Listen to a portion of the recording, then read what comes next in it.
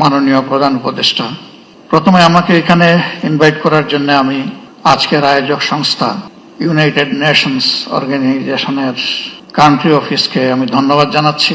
15.5 বছর জাতির উপরে অত্যাচারের যে স্টিম রোলার চলেছে, এর দ্বারা অনেকেই ভিক্টিমাইজড হয়েছে। জুলাইটা ছিল তার শেষ পরিণতি। শুরুটা ছিল কার্যত 2009 সালের 25 এবং 26 ফেব্রুয়ারি ঢাকার পিলখানায় 57 জন দেশপ্রেমিক চৌকস প্রতিশ্রুতিশীল বিভিন্ন পর্যায়ের সামরিক কর্মকর্তাকে হত্যাকাণ্ডের মধ্য দিয়ে বাংলাদেশের উপর ফ্যাসিজমের থাবা শুরু হয়। তারপরে একে একে রাজনৈতিক দল, প্রথমে আমাদের দলটাকে দিয়েই শুরু করা হয় এবং শেষ পর্যন্ত যারা অপোজিশনে ছিলেন তারা কেউ বাদ পড়েননি। শুধু রাজনৈতিক দল নয়, এদেশের আলেম সমাজ, সাংবাদিক সমাজ, বুদ্ধিজীবী সমাজ, ব্যবসায়ীরা কেউই কিন্তু ফ্যাসিবাদের থাবা থেকে বাদ পড়েননি। অনেক সাংবাদিকের জীবনও চলে গিয়েছে, আবার কাউকে কাউকে জেলের ভাত খেতে হয়েছে। এমনকি হিউম্যান রাইটস নিয়ে যারা কাজ করেন তাদেরকেও সত্য কথা বলার জন্য জেলে থাকতে হয়েছে। এর পাশাপাশি নতুন আরেকটা সংস্কৃতি বাংলাদেশ দেখেছে, যেটাকে বলা হয়েছে আয়নাঘর। এ সংস্কৃতি এর আগে বাংলাদেশ কখনো দেখেনি এবং ব্যক্তিগতভাবে আমি নিজেও তার সাক্ষী। শেষবার 12 ডিসেম্বর যখন আমাকে গ্রেফতার করা হয়, যে জায়গাটায় আমাকে রাখা হয়েছিল, এমন কিছু মানুষ, কিছু মুখ আমি দেখতে পেয়েছিলাম যাদের মুখে বিষণ্ণতার প্রচন্ড ছাপ। পরবর্তী পর্যায়ে জেলে যখন গিয়েছি, তখন সেই মানুষগুলা কেউ কেউ এগিয়ে এসে বলেছে, আমরা ওই দিন ওই রাতে অমুক জায়গায় আপনাকে দেখেছি। জিজ্ঞেস করেছিলাম, আপনি কোথায় ছিলেন?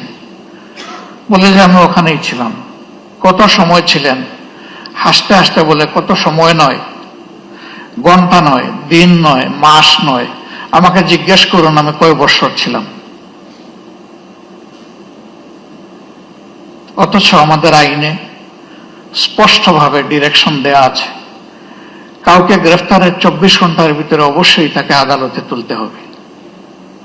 কিন্তু না, তারা আদালতের মুখ দেখেননি। তারা জানেন না তাদের পরিবার পরিজন কে কিভাবে আছে, পরিবার জানে না তারা আদৌ বেঁচে আছে কিনা। আমি সকল আয়নাঘর দেখিনি, আমি যেটা দেখেছি আমি বুঝতে পেরেছি এটি মধ্যম মানের, এটি চরম নিকৃষ্ট মানের নয়। সেই জায়গাগুলোতে কি হয়েছে সে কাহিনী যারা ভুক্তভোগী তারাই ভালো বলতে পারবেন। রাজনৈতিক দলগুলো নিজেদের অবস্থান থেকে বারবার তার প্রতিবাদ জানিয়েছে, কিন্তু তার প্রতিকার আমরা পাইনি, করতে পারিনি। শেষ পর্যন্ত আমাদের যুব সমাজের অতি ছোট্ট এবং সাধারণ একটি দাবিকে নিয়েই তারা রাস্তায় নেমেছিল। অতীতের মতো একই খান্দায় একইভাবে তাদের সেই দাবিকে স্তব্ধ করে দেওয়ার জন্য চেষ্টা করা হয়েছিল। 15 জুলাই রাতে ঢাকা বিশ্ববিদ্যালয়ে যা ঘটেছে, বিশ্ববিদ্যালয়ের ইতিহাসে এটি ছিল আনপ্রেসিডেন্টেড। এর আগে তার কোনো উদাহরণ ছিল না। রাজনৈতিক কর্মীদেরকে লেলিয়ে দেওয়া হয়েছিল, তারা একই সাথে আঘাত করেছে ছেলেদেরকে, আমাদের মেয়েদেরকেও বাদ দেয়নি। কার্যত এই মুভমেন্টটা এখান থেকেই মোমেন্টাম পেয়েছিল। এরপরে একে একে আবু সঈদের হত্যাকাণ্ড এবং বাকি হত্যাকাণ্ডগুলো শেষ পর্যন্ত জুলুমের অবসান করতে সক্ষম হয়েছে। আমি জাতিসংঘের ফ্যাক্ট ফাইন্ডিং কমিটিকে আমার দল এবং বাংলাদেশের মজলুম জনগণের পক্ষ থেকে ধন্যবাদ জ্ঞাপন করি। তারা স্বল্পতম সময়ে এগিয়ে এসেছেন এবং বাস্তবতা তারা তুলে আনার চেষ্টা করেছেন, কিন্তু তারা যেটুকু এনেছেন এটা আংশিক মাত্র, এটি পূর্ণাঙ্গ নয়। তার বাইরেও জুলুমের বিস্তর ক্ষেত্র রয়ে গেছে। আশার দিক, নতুন সরকার গঠিত হয়েছে ফ্যাসিজমের পতনের প্রেক্ষাপটে। বিচারের জন্য ট্রাইব্যুনাল গঠন হয়েছে, বিচারক নিয়োগ হয়েছে, তদন্তকারী সংস্থা হয়েছে, প্রসিকিউশনও নিয়োগ হয়েছে। কিন্তু এটি সত্য, এখন 1 বছর ছুঁই ছুঁই, এ সময়ের ভিতরে কিন্তু বিচার এখনো দৃশ্যমান হয়নি। আমরা বিশ্বাস করি এই প্রক্রিয়ার সাথে যারা সম্পৃক্ত তারা তাদের সর্বোচ্চটা দিয়ে চেষ্টা করছেন। সরকারের কাছে আমাদের অনুরোধ, এই এফোর্ট কি যথেষ্ট, নাকি এই জায়গায় আরো কিছু করার আছে? যদি আরো কিছু করার থাকে সেটিই তো করা উচিত। সারা বাংলাদেশে আমার মতো আপনারা অনেকে ঘুরেন, সব জায়গায় তো কান্নার রোল। কেউ আপনজন হারিয়ে, আর কেউ নিজেকে হারিয়ে। আপনজন হারানোর বেদনা আমরা বুঝি, কিন্তু যারা নিজেকে হারিয়ে বসেছেন, এই যে ছেলেটাকে দেখানো হলো, শুধু দুটো চোখ না থাকার কারণে গোটা বিশ্ব তার জন্য অন্ধকার। সে কি একা? আমাদের হিসাব মতো এই সংখ্যাটা 500-র কাছাকাছি যারা চোখ হারিয়েছে। হাত পা হারিয়ে, মেরুদণ্ডে আঘাত পেয়ে, বুলেট বিদ্ধ হয়ে হাসপাতালের বিছানায় কিংবা নিজের বাড়িতে পড়ে প্যারালাইজ হয়ে কাতরাচ্ছে, এই সংখ্যাটা 250-র উপরে। যারা বিছানায় পড়ে আছে আর যারা জীবন্ত লাশ হয়ে ঘুরছে, সেই সংখ্যাও 5000 কম নয়। আপনারা অনেকে জানেন, ইতিমধ্যে আমাদের সংগঠনের পক্ষ থেকে উদ্যোগ নিয়ে এই জুলাই যারা শহীদ হয়েছেন তাদের প্রোফাইলটা আমরা অন রেকর্ড নিয়ে আসার চেষ্টা করেছি। শতভাগ নিশ্চিত না হয়ে আমরা একটা নামও সেখানে যোগ করিনি। আমাদের এই প্রক্রিয়া অব্যাহত আছে, এটাকে আমরা ক্লোজ করিনি। 12 ভলিউমের এই শহীদ স্মরণিকা আমরা সকলের হাতে পৌঁছে দিতে পারিনি, তবে আমাদের ওয়েবসাইটে বাংলা, ইংলিশ এবং আরবিতে ইতিমধ্যেই আপলোড করা আছে। সেটা কেউ ভিজিট করলে আমরা খুশি হব।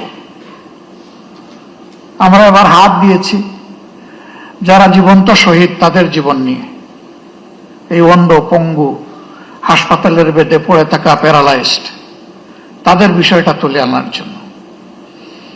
আমি সরকারকে অনুরোধ করব, এই কাজটা পূর্ণাঙ্গ যথার্থতা পাবে যদি সরকারি উদ্যোগে এটা হয়।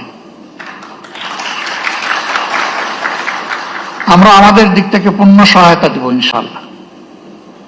যা আমাদের কাছে ম্যাটেরিয়ালস আছে তা দিয়ে, এবং আরো যা প্রয়োজন আছে আমাদের পক্ষে সম্ভব সঙ্গত সবকিছু দিয়ে। ইতিহাস যেন হারিয়ে না যায়, ইতিহাসটাকে ধরে রাখা উচিত এবং শ্রদ্ধার সাথে এটা আমাদেরকে স্মরণ করতেই হবে। আজকে আমাদের এই বসাটাও ওই ত্যাগের বিনিময়ে। ওই ত্যাগটা না হলে আমার নিজেরও অবস্থা কি হতো আল্লাহ ভালো জানেন। এখানে আমরা যারা আছি, কে কোন অবস্থায় থাকতাম সেটা আল্লাহ ভালো জানেন। কাজেই আমাদের শহীদরা এবং জীবন্ত শহীদরা আমাদের অ্যাসেট, তারা আমাদের বোঝা নয়। এই স্বীকৃতি আমাদেরকে দিতে হবে।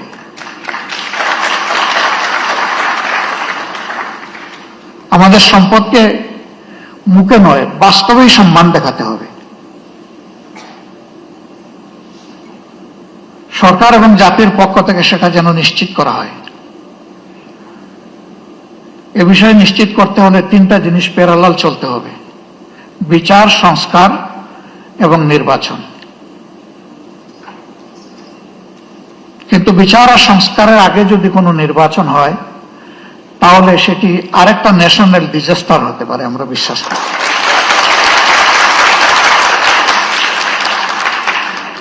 গত 26 তারিখ চীন মৈত্রী সম্মেলন কেন্দ্রে,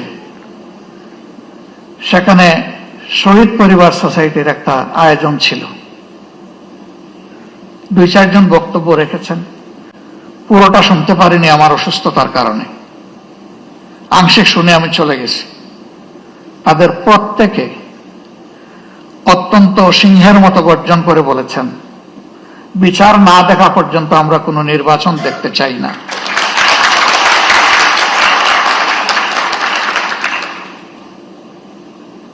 তারা এই দাবি করেননি।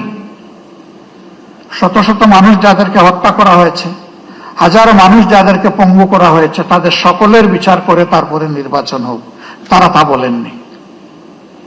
তারা বলেছেন যারা জঘন্য অপরাধী তাদের বিচারটা অন্তত 2-4টা হলেও আমরা নিজ চোখে দেখতে চাই।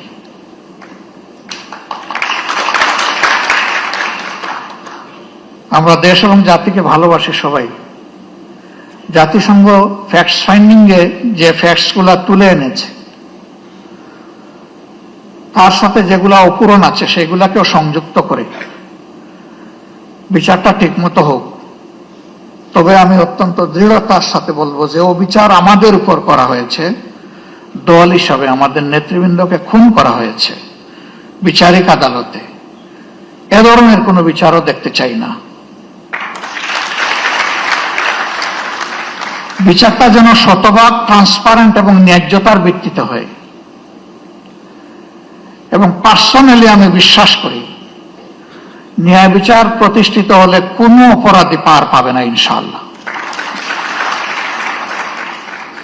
যারা মানুষ খুন করেছে তারা তাদের ন্যায্য পাওনাটা বুঝে পাবে, এবং বিচারহীনতার অথবা বিচারকে ধামা চাপা দেওয়ার যে সংস্কৃতি সেটা দূর হবে।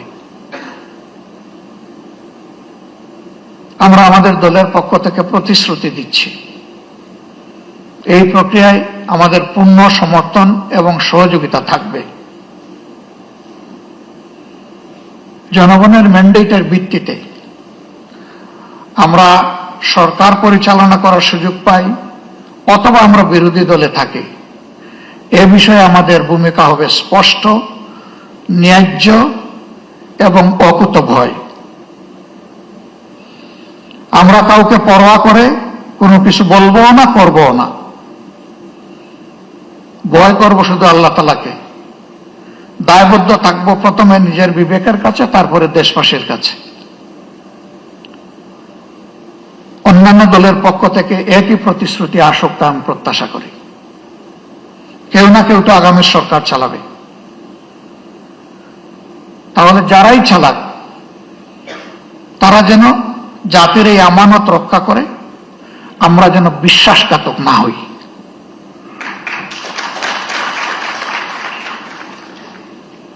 আল্লাহ রাব্বুল আলামিন এই ন্যায় বিচার কায়েমের পথে আমাদের সরকার এবং জুডিশিয়ারি দুইটাকে আপোষহীন পথ চলার তৌফিক দান করুন। এবং আমি এখানে আরেকবার বলবো, জুডিশিয়ারি আমাদের স্বাধীন, এই কথা শুনতে শুনতে কান দুটো প্রায় বন্ধ হয়ে যাওয়ার উপক্রম হয়েছে। এটারও অবসান ঘটুক এবং সত্যিকার অর্থেই জুডিশিয়ারি স্বাধীন হোক। জুডিশিয়ারি তার পূর্ণ স্বাধীনতা ভোগ করুক, তাহলে আমরা মিনিমাম ন্যায় বিচার পেতে পারি বলে আশ্বস্ত হব।